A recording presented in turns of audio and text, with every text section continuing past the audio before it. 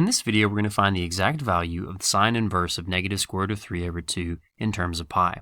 So being in terms of pi means we're looking for an angle, and we want that angle to be in radians. And the exact value means we can't just necessarily throw this in our calculator because it's probably going to give us a decimal approximation. So we need to use the unit circle.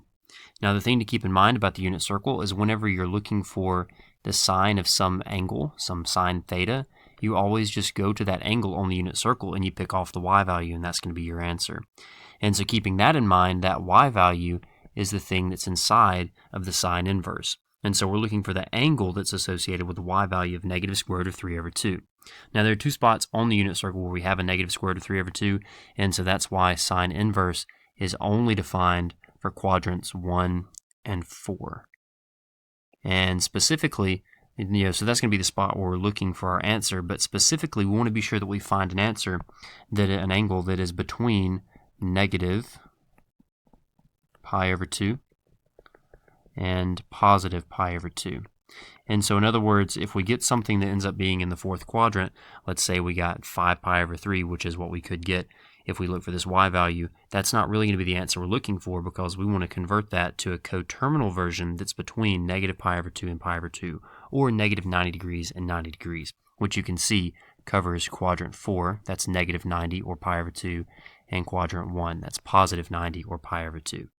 So let's get back to the problem. We need to find a y value that's equal to negative square root of 3 over 2 in quadrants 1 or 4, and that happens right here at 5 pi over 3. But like I said, we want to be sure that we convert 5 pi over 3 to a different form that's coterminal. So we want a different angle that ends in the same spot.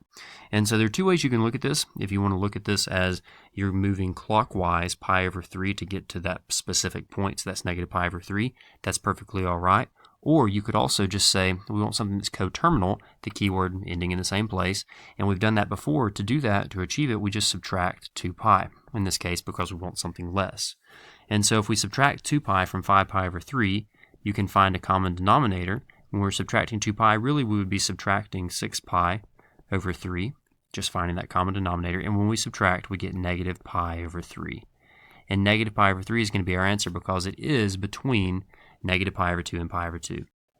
And so that's probably the biggest thing that trips people up when they're doing problems like this.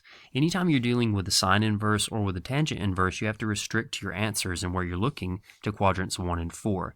But if you get something in quadrant 4, you want to be sure that you change it to a coterminal version of that angle that's between negative pi over 2 and pi over 2. So just keep that in mind, and typically you just do that by subtracting 2 pi, if that's the case.